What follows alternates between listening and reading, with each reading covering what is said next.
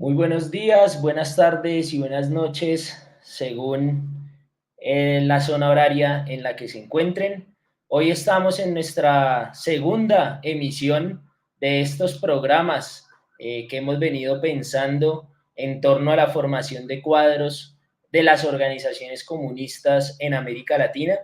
Hoy estamos con Nayib Amado, quien es secretario general del Comité Central del Partido Comunista Paraguayo, es presidente del Centro de Estudios Marxistas Antonio Maidana y miembro de la Sociedad de Economía Política del Paraguay.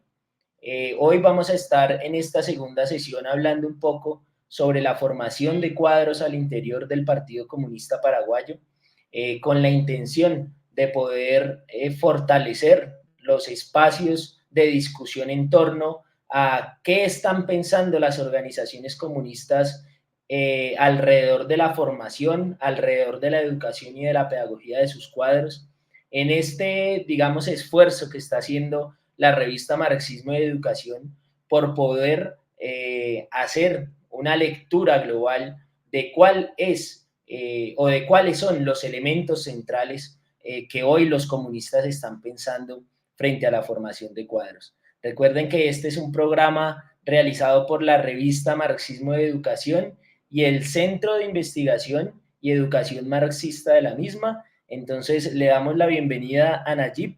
Nayib, muy buenas tardes, días o noches, según nos estén escuchando en esta transmisión de la revista Marxismo y Educación. Bienvenido, Nayib.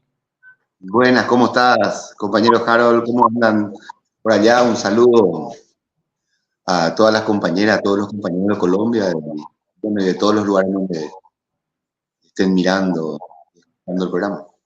Bien, muchísimas gracias por aceptar la invitación, Nayib. El día de hoy, como lo decía en la introducción del programa, pues la idea es que podamos conversar un poco a cuál es la intencionalidad que ustedes tienen o cuál es la lectura que ustedes tienen frente a la formación de cuadros. Yo voy a empezar, digamos que formulando una pregunta inicial que nos va a permitir abrir un campo de debate y discusión, de diálogo entre nosotros que permita un poco esclarecer cuál es la visión de formación que tienen ustedes. Lo primero es saber si el Partido Comunista Paraguayo tiene un sistema nacional de formación de cuadros y si lo tiene, cuál es y cómo funciona. Y si no lo tiene, cuáles son las herramientas de formación que ustedes utilizan para, digamos que, desarrollar esta formación de cuadros al interior del partido. Bien, bueno, el Partido Comunista Paraguayo, en su estructura, como parte del Comité Central, tiene una Comisión Nacional de Ideología. Así se llama, la Comisión Nacional de Ideología, cuya responsable es la camarada Alelí González Cáceres. Ella es la camarada miembro del Comité Central, que es responsable de la Comisión Nacional de Ideología. Esa comisión está compuesta por otros camaradas, por otras camaradas que no necesariamente son del Comité Central.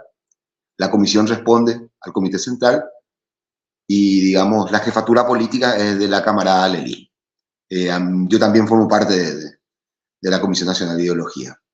La Comisión Nacional de Ideología en el Partido Comunista Paraguayo ha planteado un formato, un sistema de formación que abarca como tres grandes espacios de nuestra organización, ¿no? La primera lleva la categoría de aspirantes, ¿no? Premilitancia también le llamamos. Es todas las trabajadoras y los trabajadores que se acercan producto, sobre todo en nuestro trabajo de masa, ¿no? A nivel sindical, a nivel estudiantil, a nivel territorial, a nivel campesino, se acercan a camaradas nuestros, los camaradas le hacemos el trabajo y bueno, entonces plantean sumarse al partido de la juventud. Entonces ellos se suman y ahí nosotros planteamos un primer espacio, que es la formación para aspirantes al Partido de la Juventud Comunista. Luego de terminado ese proceso de formación, recién se resuelve su inclusión efectiva a la orgánica partidaria.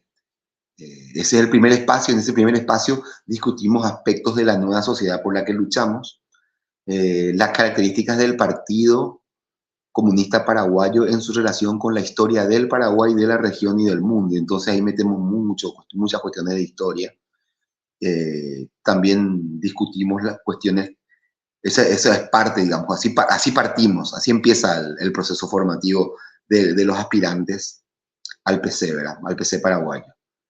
Continúa ese proceso en un debate sobre lo que es la revolución en un sentido integral. Discutimos aspectos también de ideología, organización y la relación que existe entre ideología y organización.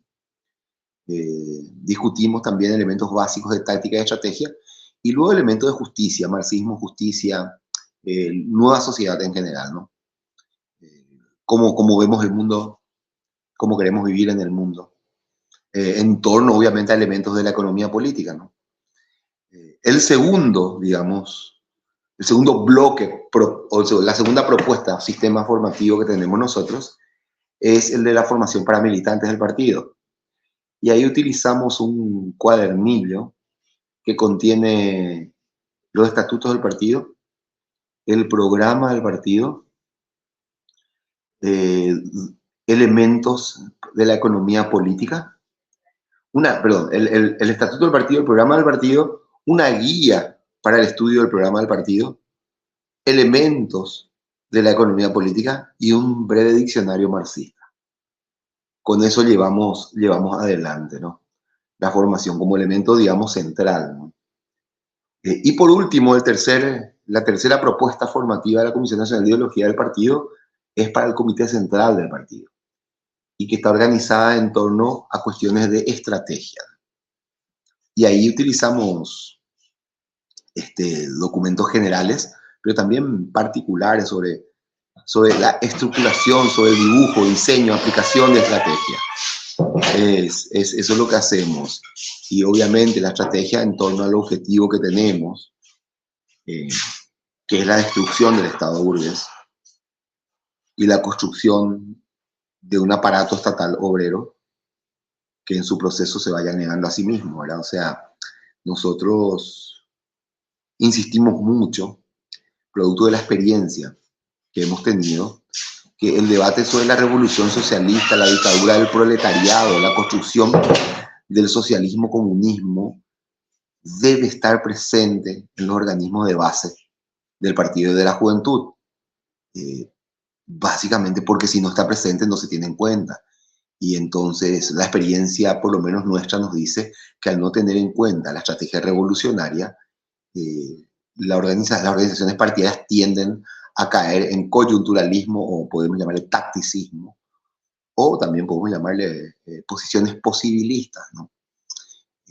Entonces, para nosotros es fundamental el debate sobre la estrategia revolucionaria, y a propósito de eso, con el Centro de Estudios Marxistas Antonio Maidana, lo que estamos haciendo es concentrar mucho el debate sobre la relación Estado-sociedad, sociedad-Estado. Y en ese sentido, hemos lanzado por el centenario de Lenin el libro El Estado de la Revolución, con un estudio introductorio que habla sobre la contemporaneidad de ese texto de Lenin, del Estado de la Revolución, en el marco de ascenso de extremas derechas y de discursos como los de Milei, que confrontan radicalmente con el Estado burgués y que en muchos casos nos llevan a los comunistas a tener posiciones de defensa de un Estado que no es nuestro. Y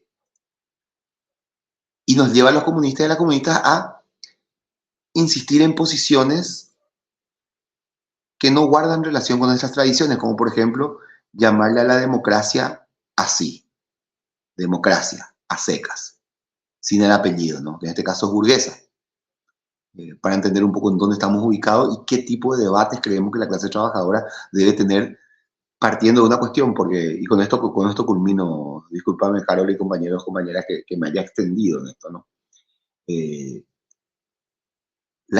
Una estrategia se elabora en función, en el caso de un partido político como el nuestro, ¿no? En función a los límites que tiene el modo de producción dominante en el momento concreto, en la situación concreta en la que se encuentra. Nosotros entendemos que la crisis del capitalismo es una crisis estructural, no es solo una crisis cíclica. Y al ser una crisis estructural y al tener estos ritmos de reproducción de capital muy concentrados en el terreno financiero y de múltiples especulaciones o espacios de realización de carácter ilegal como el narcotráfico y una diversidad de tráficos, el capitalismo en su crisis estructural no puede resolver esta crisis, no puede resolver esta crisis y la humanidad no puede resolver la crisis en los márgenes del sistema. Entonces, más allá de que nuestro partido, la clase obrera, el campesinado pobre, estén disminuidos organizativamente, ideológicamente, para nosotros claramente la situación concreta nos lleva, nos obliga a la elaboración de una estrategia revolucionaria, socialista. No, ya no la estrategia de la revolución democrática agraria antiimperialista, porque entendemos que este capitalismo y sus estados no te permiten demasiada progresividad, como si hubo espacio en otros tiempos. Entonces, porque estamos en eso, entonces estamos muy metidos en el debate sobre Estado, sociedad, sociedad-Estado, y su relación. Entonces, el Estado y la Revolución, con un estudio introductorio que a mí me tocó escribir, es parte de nuestro trabajo y estudio. Y la crítica del programa de Gotha, trabajo clásico de Marx, con un estudio introductorio de la camarada Lely, está próximo a salir también y va a ser parte del estudio, porque también es bueno comentarles que nosotros ahorita nomás, el viernes 21 de junio, este viernes que pasó, iniciamos el proceso congresal extraordinario programático, que va a culminar el 30 de noviembre con el Congreso Extraordinario de Carácter Programático. Vamos a aprobar un nuevo programa para el Partido Comunista. Entonces, el año, este 2024 es un año particular porque todo el esfuerzo y la estructura de la Comisión Nacional de Ideología está puesta al servicio del debate programático. Empezó a circular el borrador y sobre ese borrador ahora estamos estructurando los espacios de debate. Resumidamente, Comisión Nacional de Ideología elabora las propuestas de formación. Tenemos propuestas para aspirantes al partido, tenemos una propuesta para la militancia general del Partido de la Juventud y tenemos una propuesta mucho más centrada en el debate y estudio sobre estrategia para el Comité Central del partido. Y en ese marco, el centro de nuestro debate en este momento es la relación Estado-sociedad, sociedad-Estado, teniendo en cuenta que hemos iniciado un proceso congresal extraordinario para aprobar un nuevo programa del Partido Comunista Paraguayo. Sigamos conversando, Harold, si es que necesitas una mayor especificidad y bueno, voy aclarando todo lo que pueda. Bien, muchísimas gracias, Nayib. Creo que queda claro un poco de cuál es la estructura que ustedes manejan alrededor de ese sistema, digamos, organizado de educación a través de la Comisión de Ideología, como lo nombrabas, que tienen, digamos que unos parámetros de premilitancia, unos parámetros también para la formación, digamos, ya interna, cuando se asumen las militancias al interior del partido. Ya tú hablabas un poco de ese enfoque que hoy están trabajando en el debate frente al Estado, ¿sí? Frente a la propia estructura del Estado y cómo hoy en el siglo XXI podemos desarrollar ese debate que es un debate en disputa, ¿sí? En disputa hegemónica también por la comprensión de las formas en que los comunistas interpretamos el desarrollo del Estado, en crítica al Estado burgués y a la construcción de la sociedad socialista por la cual nosotros pues luchamos y hemos venido trabajando para su construcción. Sí quisiera saber, digamos, Nayib, además de este elemento que arrojas, ¿cuáles vendrían a ser los principales enfoques formativos que hoy maneja el Partido Comunista Paraguayo? Es decir, ¿desde dónde se paran, desde qué elementos se paran?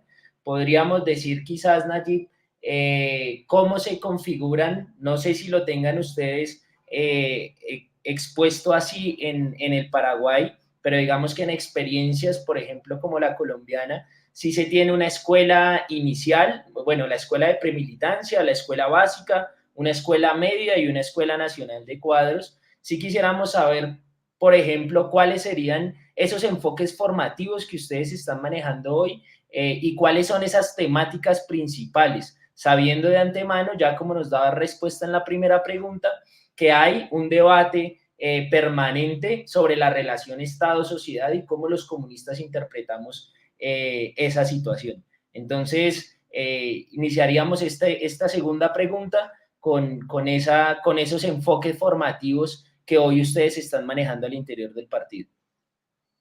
Sí. Bueno, como ya te creo que es de esto simplemente, en la premilitancia o la escuela para aspirantes,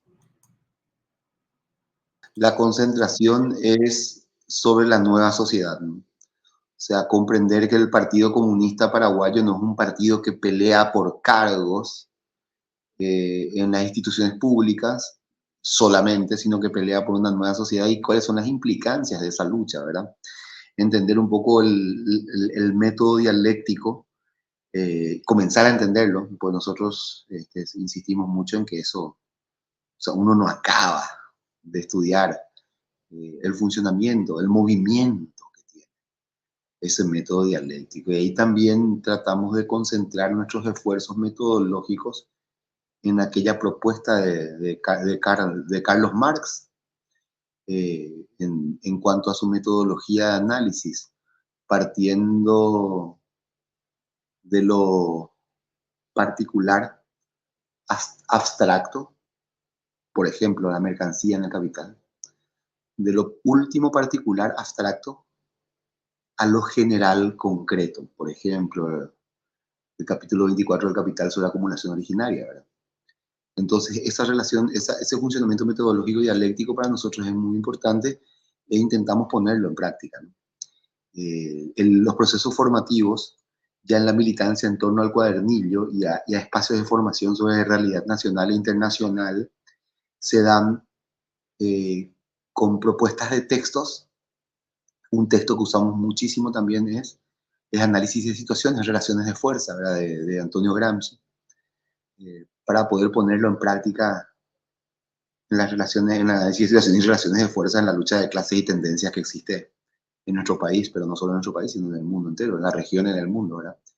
Y la manera en que se conjugan, la manera en que se traccionan las expresiones de la lucha de clases en términos generales y también en términos específicos, ¿verdad?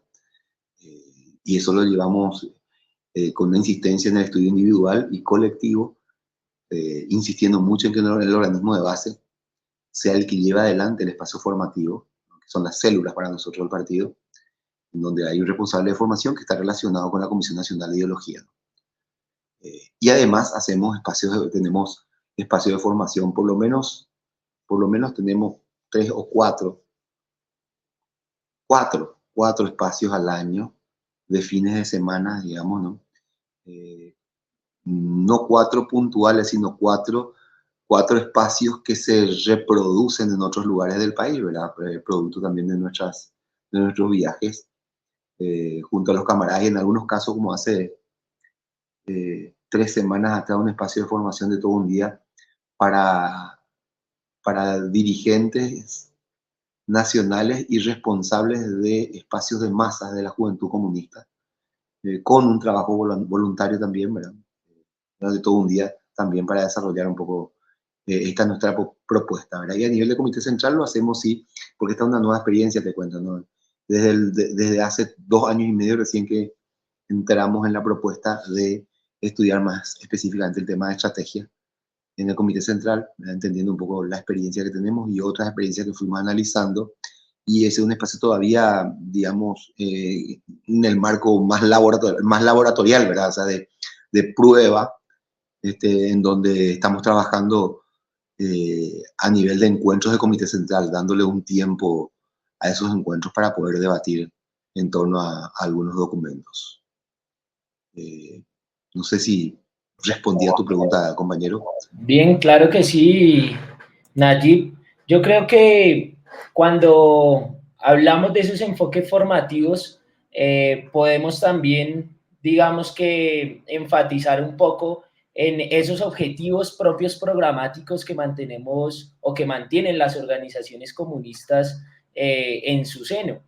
Cuando, por ejemplo, nosotros estamos hablando en términos de la formación de cuadros y cómo enfocamos formativamente esa formación de cuadros, ya por ejemplo tú hablabas de hacer, por ejemplo, la escuela nacional que se hizo de compañeros responsables de masas de la Juventud Comunista Paraguaya, es decir, enfocar a través de las tareas específicas unos niveles determinados de formación.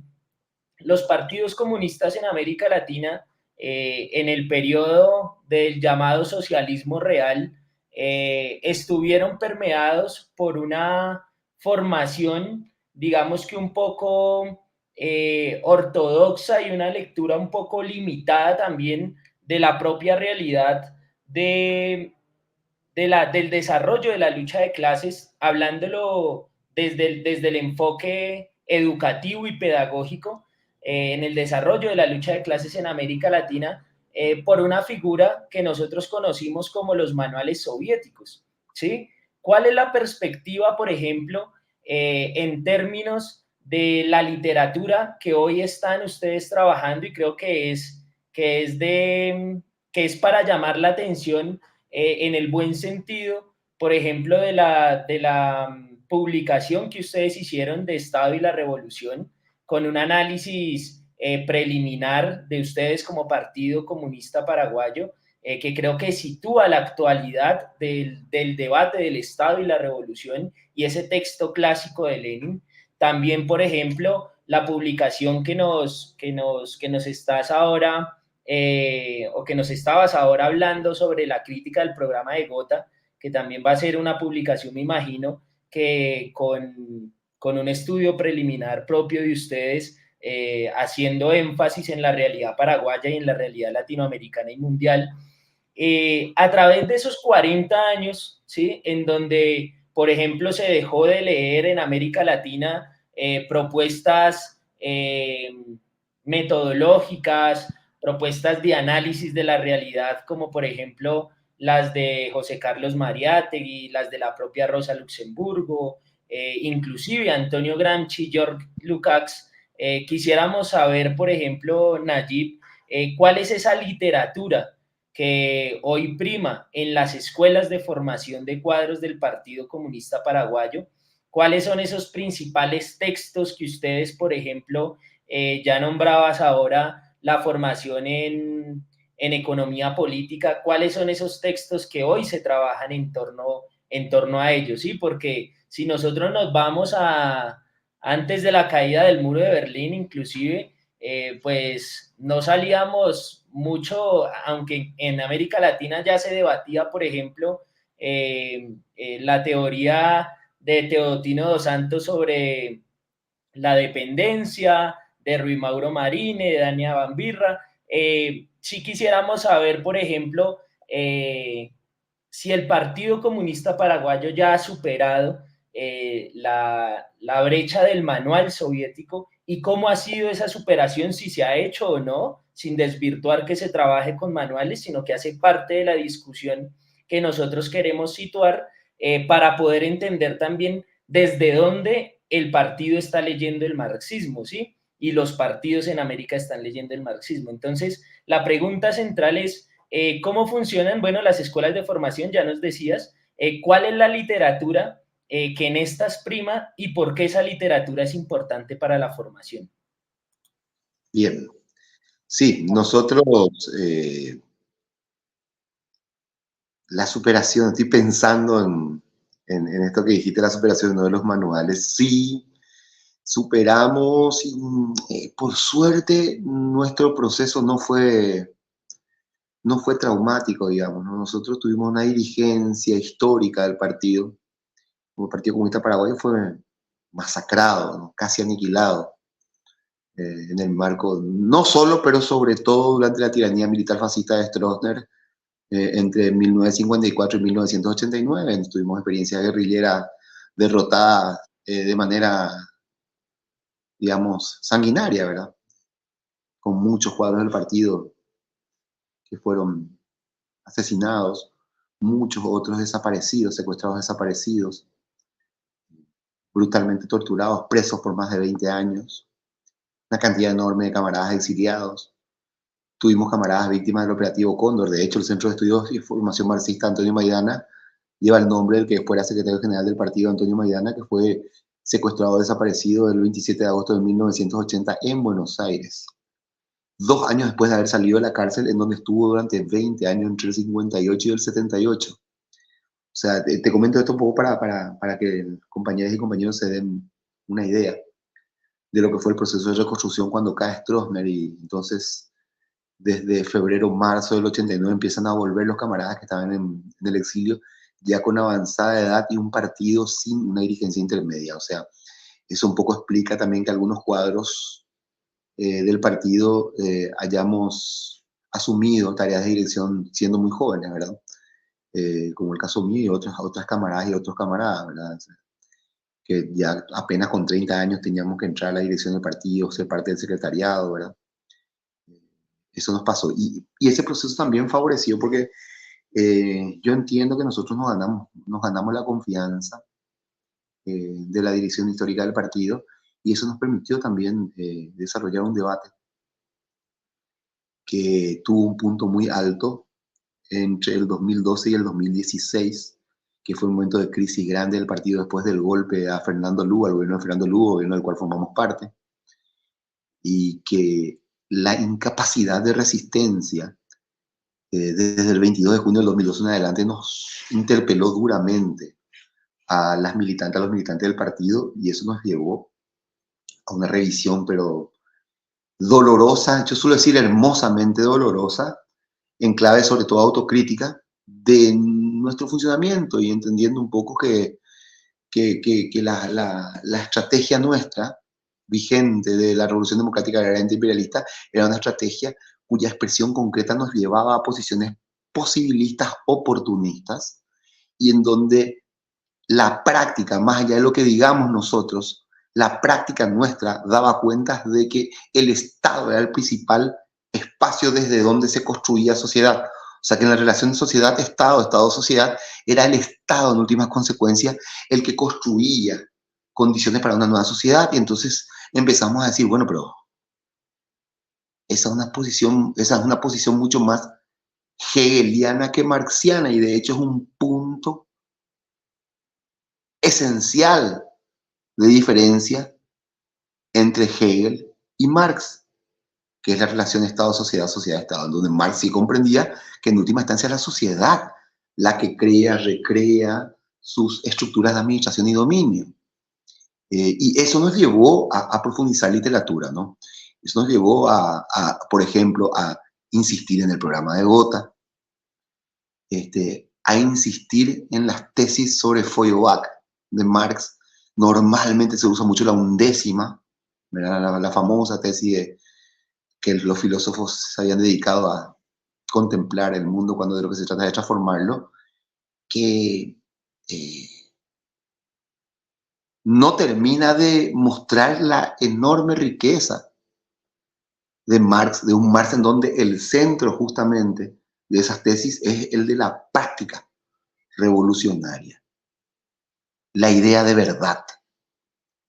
Y ahí hay tesis alucinantes, importantísimas para la formación, como la tercera, por ejemplo, cuando habla de educación, justamente, que imagino que ustedes algo habrán mirado, ¿verdad? Pues sobre todo porque la revista es Marxismo y Educación. La tercera tesis de Marx sobre Feuerbach es brutal en términos de movimiento y de aquello que Marx insistía mucho, que era el ser humano por detrás de todas las... O sea, digamos, el capital es una sustancia en proceso, decía Marx. Entonces es una expresión relacional. El poder es una relación, el capital es una relación. O sea, hay gente por detrás. Entonces el debate sobre poder para nosotros es fundamental, y en ese sentido, textos de Marx y Engels como ideología alemana son fundamentales para este proceso formativo, así como textos de Lenin que se confrontan entre sí, que nos parece importante. O sea, las tesis de Abril confronta con dos tácticas de la socialdemocracia en la Revolución Democrática. El Partido Obrero, ese folletito se llama sobre el Partido Obrero y los cadetes, el rol de los cadetes de Lenin, confronta duramente con el izquierdismo, enfermedad infantil del comunismo. Yo entré a militar en el partido, tengo 47 años, empecé a militar a los 19, en 1996. Yo soy un hijo del izquierdismo, enfermedad infantil del comunismo, y una lógica instalada en los partidos comunistas sobre la participación electoral del partido, cueste lo que cueste, que es el terreno, que es el espacio y que ahí tenemos que ir. Y si no entendés el izquierdismo, enfermedad infantil del comunismo, tenés que leer. Y de pronto uno se encuentra con el texto sobre el Partido Obrero, del rol de los cadetes de Lenin, y encuentra un Lenin planteando directamente el boicot electoral, planteando que se participa o no de acuerdo a las condiciones. Entonces, para nosotros esos textos son muy importantes. Conciencia de clase de Lukács también es importantísimo, o sea, recuperar a Georgi Lukács es demasiado importante porque justamente fue uno de los vetados, digamos, en aquel proceso, que uno tiene que entender también. Yo no quiero posicionarme desde el lugar de impugnador de los manuales de la Academia de Ciencias de la Unión Soviética, porque, o de impugnador de todo el proceso soviético, porque también justamente otro intelectual militante que nosotros valoramos muchísimo y al que también sumamos como parte de nuestro estudio es texto de Sardoya, el filósofo cubano, y de otro filósofo cubano que se llama Jorge Luis Acanda González, que nos parecen sumamente interesantes también por el movimiento dialéctico que expresan estos compañeros en la comprensión del marxismo como filosofía de la praxis. Y bueno, también un Gramsci con alto grado de cafeína, no ese Gramsci descafeinado de las ONGs, no ese Gramsci leninista, profundamente leninista, y un Gramsci que comprende la lucha de clases y la necesidad a la que nos empujan las patronales con una sociedad dividida en clases producto de la relación generada por la subsunción del trabajo en el capital, y que entonces la violencia generada como consecuencia de esta sociedad dividida en clases nos empuja a esa lucha de clases y a la necesidad de resolver su superación, muy probablemente, no solamente, pero muy probablemente, con una estrategia revolucionaria en donde la violencia forma parte de esa lucha. Entonces, por eso son importantes estos textos también, obviamente textos de Guevara, hay trabajos de Néstor Cohen también que son interesantes, que nosotros tomamos para el debate, trabajos económicos del profesor Weinstein, Jorge Weinstein, que viene, digamos, de esa escuela de Samir Amin, del economista egipcio. Fueron conocidos ellos como los catastrofistas, los que planteaban ya que el capitalismo estaba en crisis, hablan del capitalismo senil, se cuestiona mucho esa categoría, nosotros lo entendemos metafóricamente y nos parece que explica esta incapacidad que tienen las fuerzas productivas hoy dentro del capitalismo para poder generar la progresión que generaron en otros momentos, ¿no? Sobre todo cuando el desarrollo del modo de producción capitalista tenía su centro de realización en el terreno industrial. Entonces, esos textos nosotros usamos muchos, textos de Engels también, ¿verdad? El origen de la familia, la propiedad privada del Estado, fundamental, texto de Engels, el análisis sobre las manufactureras inglesas y la situación de la clase obrera en Inglaterra, un trabajo brillante. La guerra civil en Francia es fundamental porque ahí también discute Marx el tema del Estado y habla de la famosa corporación de trabajo compuesta por administradores e inspectores, y él plantea ahí que al Estado hay que despojarle de la política. O sea, Marx dice, en el Estado, ¿qué es lo que hace el Estado capitalista? Es un Estado cínico. Es un Estado que fomenta la doble moral, porque construye un sistema leguleyo que en realidad se expresa prácticamente bajo una lógica de anomia social. Desde aquellos tiempos hasta ahora peor. La anomia social que hoy tenemos a escala mundial es de terror, pero siempre lo fue. Porque estamos hablando de estados burgueses que funcionaron siempre al mejor postor. Entonces, eso Marx cuestiona duramente en la guerra civil en Francia y coloca esta necesidad de que la política se debata en la sociedad, entre los seres humanos ahí. Porque si no, decía Marx, lo que pasa realmente es una cosa y el debate político en el Estado, en las instituciones estatales, sobre las normativas, las constituciones, las leyes, pero presentan otra sociedad, otra idea de lo que está pasando. Entonces ahí hay una escisión que nos genera problemas serios, inclusive en el terreno de la salud mental. Por eso creemos que son importantes también esos textos. Discúlpame, compañero, que creo que por ahí me estoy extendiendo. Pero acá me quiero quedar y seguimos conversando. No, claro que sí, y creo que es importante lo que planteas en torno a que, uno, hay una revitalización de los clásicos, según lo que te estoy escuchando, pero además también, por ejemplo, los textos que presentas o que nombras del argentino Jorge Breisten, creo que es importante volver a esa formación intelectual latinoamericana. ¿Sí? Néstor Coan, Rui Mauro Marini, Teotino dos Santos, es decir, esa formación, ¿sí? Por supuesto, no, quería decir, porque vos me olvidó como camarada, quería decir que la relación y el carácter simultáneo que plantea Mariátegui en la lucha antiimperialista y por el socialismo tiene que ser recuperada en estos tiempos. Porque nosotros creemos que el desarrollo de las fuerzas productivas en clave de degradación del capitalismo le dan razón al camarada Mariátegui en aquel análisis que ya le hacía hace casi 100 años atrás sobre la necesaria simultaneidad de la lucha por el socialismo en el marco de la lucha antiimperialista. Y ojo que no es un debate mejor, porque ese es a nuestro juicio y a nuestro respeto, es un problema que estamos teniendo en los partidos comunistas. En la lógica de una lucha antiimperialista bajo un manto de centro izquierda, que, digamos, despliega los debates sobre la necesaria superación del modo de producción capitalista. Comprensible, tiene lógica. La pregunta es si es la lógica que enmarca a la teoría marxista, ¿verdad? Es ahí lo que yo creo que tenemos que hacer un esfuerzo fraternal, honesto, camaraderil, ¿verdad? De intercambio.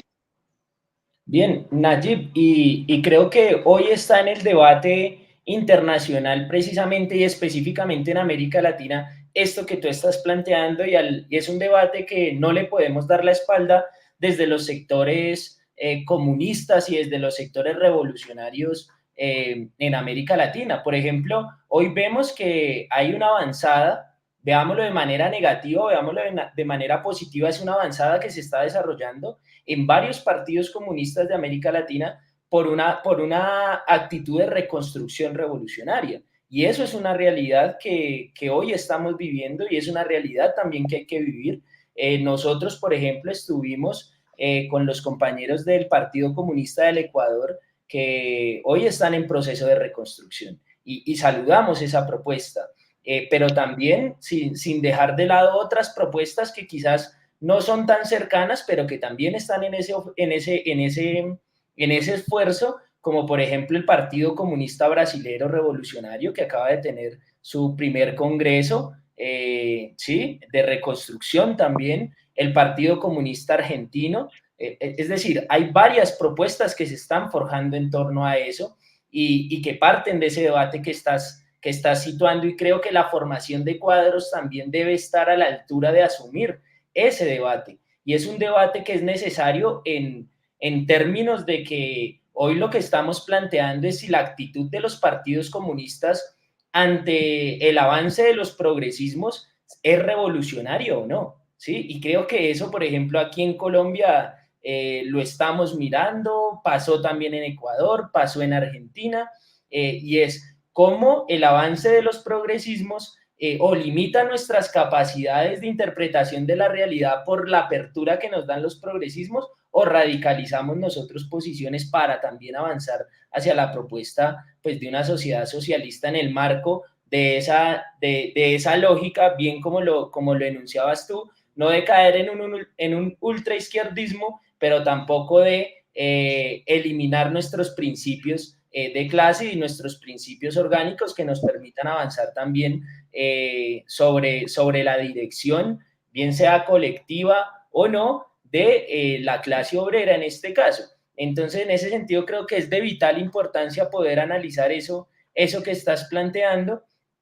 Y hay una propuesta que nosotros tenemos desde la revista Marxismo y Educación, que se la hacíamos también a los compañeros del Partido Comunista del Ecuador, y es que después de estas charlas que podamos generar con varias organizaciones, podernos sentar y plantear, ¿por qué no?, un encuentro internacional de formadores y formadoras de los partidos comunistas para pensar una escuela que nos permita hacer un análisis desde lo pedagógico, desde lo educativo, del estado de la lucha de clases en el continente y del estado de la formación de cuadros de nuestras organizaciones para precisamente, como tú decías, en ese diálogo fraterno, en ese diálogo de camaradería, poder ir fomentando estas discusiones y también fortaleciendo una identidad comunista a nivel regional, que aunque hay esfuerzos, como por ejemplo las reuniones de los partidos comunistas en Sudamérica que se hacen de manera pues constante, hay esos esfuerzos, el esfuerzo internacionalista siempre está,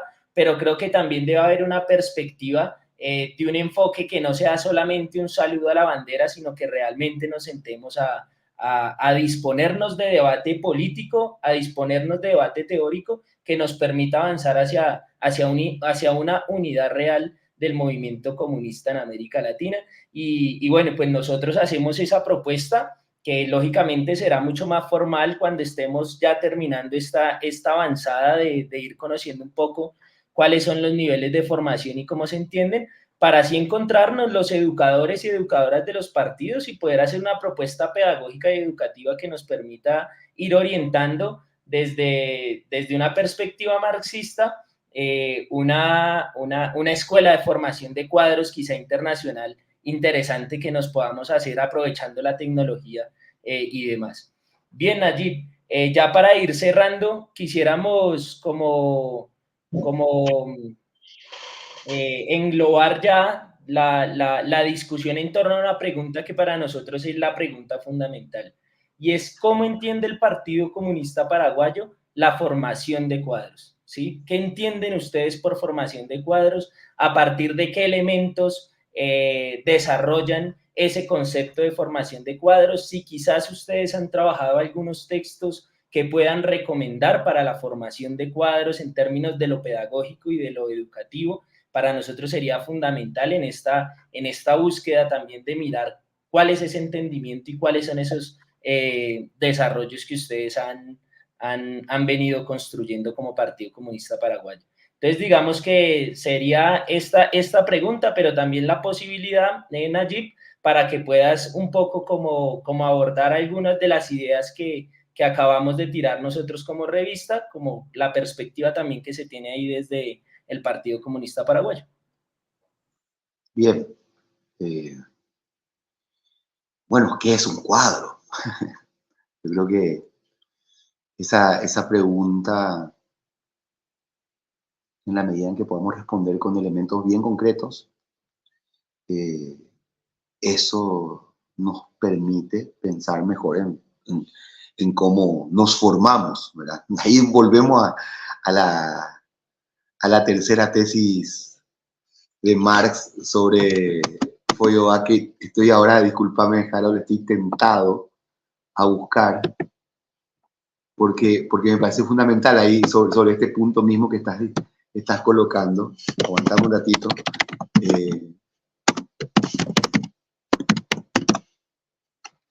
Me parece importante analizar un poco esto para recordarnos, ¿no? Bueno, la tercera tesis que dice, la teoría materialista de que los hombres son producto de las circunstancias y de la educación. La teoría materialista de que los hombres son producto de las circunstancias y de la educación y de que por tanto los hombres modificados son producto de circunstancias distintas y de una educación modificada, olvida que son los hombres precisamente los que hacen que cambien las circunstancias y que el propio educador necesita ser educado. Conduce, pues, forzosamente a la sociedad en dos partes, una de las cuales está por encima de la sociedad. La coincidencia de la modificación de las circunstancias y de la actividad humana solo puede concebirse y entenderse racionalmente como práctica revolucionaria. Y ahí está la esencia, entendemos nosotros, camarada Harold y camaradas en general, la práctica revolucionaria. El cuadro, como ser humano, capaz de orientar de manera protagónica, de manera destacada, procesos de lucha social en los diferentes sectores que nos toca actuar, ¿no? Sindical, estudiantil, territorial, campesino, indígena, cultural. El cuadro como ser humano en donde las organizaciones partidarias pueden descansar en una tarea. O sea, toma la tarea el cuadro y uno sabe que ese cuadro va a cumplir, que ese cuadro va a cumplir con esa tarea, porque es un cuadro. O sea, ya uno no se preocupa. Ya uno no se preocupa. Eso es fundamental para nosotros, ¿no? Y entonces formar cuadros pasa por un esfuerzo integral en donde cómo vemos al mundo y cómo pensamos vivir en el mundo es central. Entonces el debate sobre nuestra condición de seres sociales es muy importante en ese marco. Es muy importante. Los manuscritos de Marx son muy importantes. Los manuscritos filosóficos. Ese proceso de conjunción que hace Marx de filosofía y economía tiene una gran importancia, en nuestra opinión, para formar cuadros. Nosotros creemos que ese esfuerzo es demasiado necesario. Nosotros entendemos también, hay textos, hay un texto de, no me acuerdo cómo se llama el libro, es un texto de un docente argentino, cuyo nombre es Fernando Lizárraga. Podés encontrar, Harold, esto está en PDF en internet. Es un texto de Fernando Lizárraga y el texto se llama Marxismo, Justicia y la mirada del Che. Marxismo, Justicia y la mirada del Che. Para nosotros es muy importante ese debate en la formación de cuadros, ¿no? Es importante otro documento de un marxista inglés, mucho más conocido en el terreno de la crítica literaria. Seguramente ustedes ya lo conocen y lo vienen estudiando. Tal vez sí, tal vez no. Es Terry Eagleton. Terry Eagleton tiene un material en donde analiza las nociones de ideología. Él encuentra una cantidad muy grande. Creo que son, ya llevo un tiempo sin leer ese libro, 21 nociones, creo que era una cosa así.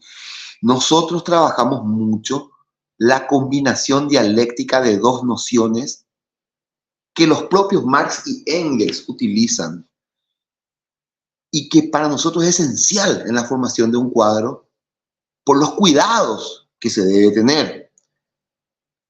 Yo vengo de un proceso formativo en los años 90 en donde a nosotros nos explicaban que ideología era concepción de mundo, era forma de ver el mundo, era la concepción de mundo. Y esa sí, es una noción de ideología, es una noción, hay otras. Esa es la noción sociológica de ideología, concepción del mundo. Pero los propios Marx y Engels, en ideología alemana, desarrollan otra noción de ideología, que es la noción epistemológica. La ideología como falsa conciencia, lo dicen Marx y Engels en ideología alemana. La ideología como falsa conciencia, como un velo que se nos pone enfrente y nos impide ver lo que realmente sucede. Y eso es esencial también para nosotros, porque eso nos alerta en cuanto a posibles fanatismos. hay que cuidar mucho eso. Claro que cuando hablamos de ideología con falsa conciencia, el centro de la crítica es la ideología liberal. Pero cuidado con caer en esa falsa conciencia desde posiciones que se reclamen comunistas o revolucionarias, ¿no? Entonces, por eso para nosotros es fundamental las nociones, la combinación dialéctica de las nociones epistemológicas y sociológicas. Hay un concepto podríamos llamarlo un filo marxista, no es exacta y rigurosamente marxista, no fue él, un sociólogo norteamericano, que seguramente también lo conoce, que es Alvin Goldner. Alvin Goldner. Alvin Goldner había hablado de un elemento en el marco de lo que es la metodología de la investigación, de un elemento importante que él lo denominó supuestos básicos subyacentes, por sus siglas SBS, supuestos básicos subyacentes, y que es un elemento muy importante para entender que la metodología de la investigación tiene un rigor, digamos, tiene una distancia impersonal que te permite desarrollar el rigor. Pero el qué estudiar, el qué investigar y el cómo divulgar están ya cubiertos por supuestos básicos subyacentes relacionados a la historia de las circunstancias de él o los seres humanos que se juntan para llevar adelante la investigación. Entonces, eso también es importante para entender el carácter, la condición de ser social de los seres humanos. Porque esa condición de ser social es lo que nos ubica en la comprensión de la importancia estratégica del trabajo colectivo. Eso es lo que nos muestra el grado de organicidad que tiene el método dialéctico, la condición de ser social, con la potencial apropiación del destino de manera colectiva. O sea, nosotros podemos ser dueños de nuestro destino colectivamente en la medida en que disputamos poder, construimos y disputamos poder con el enemigo de clase, entendiéndonos en esta condición de seres sociales, ¿verdad? Entonces, o sea, los debates filosófico-económicos son esenciales para la formación de cuadros y nosotros buscamos eso, ¿no? Buscamos cuadros que tengan ese humanismo que se traduce, podríamos decir, en dos frases muy conocidas, pero muchas veces poco desglosadas, poco profundizadas, de Ernesto Guevara, ¿verdad? Una es la clasiquísima, hiper utilizada, que es hay que endurecerse sin perder la ternura, que tiene expresión, a mí me encanta esa imagen de la última parte de un tema de Silvio Rodríguez, que dice: la última vez lo vi irse entre humo y metralla, contento y desnudo, iba matando canallas con su cañón de futuro, porque esa imagen es una imagen que confronta radicalmente con el fetichismo de la mercancía, que es un centro fundamental sobre el cual tenemos que darle vuelta, desglosarlo, entender, junto con otros conceptos importantísimos. Trabajo abstracto, coerción sorda del capital, ¿verdad? Que son elementos fundamentales para justamente entender nuestro rol. Nosotros nos reivindicamos un partido de cuadros que obviamente se expresa prácticamente como tal a partir del grado de inserción que tienen las masas, ¿no? Un partido de cuadros con inserción de masas. Eso es lo que buscamos, o sea, un partido de cuadros que no tenga fuerza de masas, sí, en cuanto a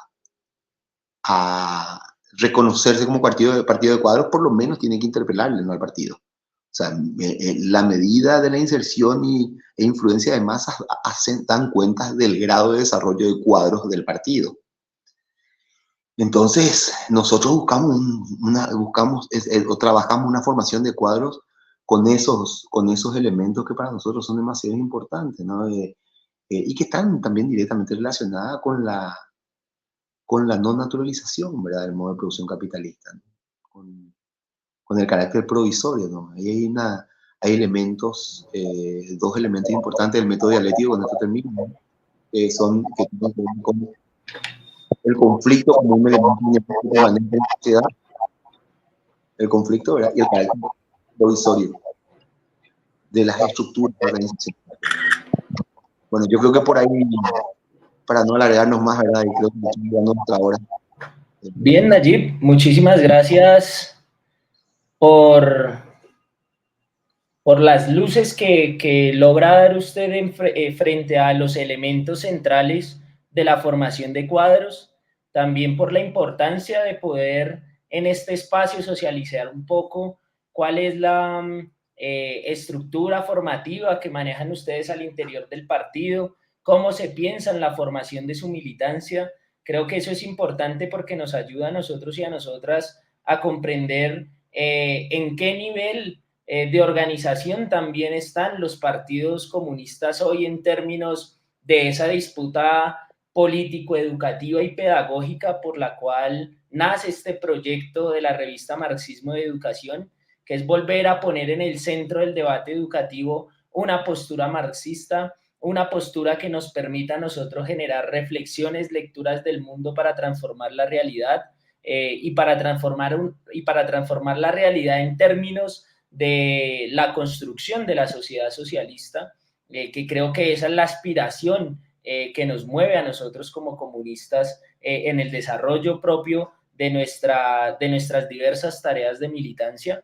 De nuevo, gracias Nayib por permitirnos entrar un poco a la casa del Partido Comunista Paraguayo, de conocer un poco esas intencionalidades formativas, intencionalidades pedagógicas, y como lo decíamos al inicio, para nosotros es importante este tipo de encuentros porque de una u otra manera sí va a salir un resultado, quizás escrito, quizás para poder formular un encuentro de educadores o de educadoras, pero que sí salga algo de estos espacios para poder pensar desde el marxismo y la educación que estamos hoy pensando los comunistas por la formación de cuadros.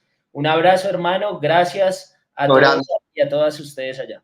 Muchísimas gracias a vos y a los camaradas, compañeras, compañeros ahí de la revista Marxismo de Educación. Realmente para nosotros es sumamente importante. Nosotros agradecemos el espacio, esta posibilidad de intercambio, y también nos llama la atención en cuanto a seguir un poco el proceso de debate que están proponiendo en la espera de espacios que nos permitan enriquecer, ¿verdad? Un momento tan asiago, un momento muy difícil lo que estamos viviendo. Entonces, es un momento donde llamar a la creatividad, al ingenio, al estudio, a esa función de rigor con entusiasmo, es fundamental, es lo que nos puede sacar de este momento y nos puede permitir, digamos, dialectizar este escenario tan complejo en el que estamos militando, digamos. Así que un abrazo grande, un gusto verte después de mucho tiempo, Harold, aunque más no sea por vía virtual. Saludos, claro que sí. Un abrazo, camarada, que estén muy bien y gracias por acompañarnos en este segundo capítulo de formación de cuadros con los partidos comunistas en América Latina. Un abrazo, Nayib, que estés muy bien. Igualmente. Hasta luego.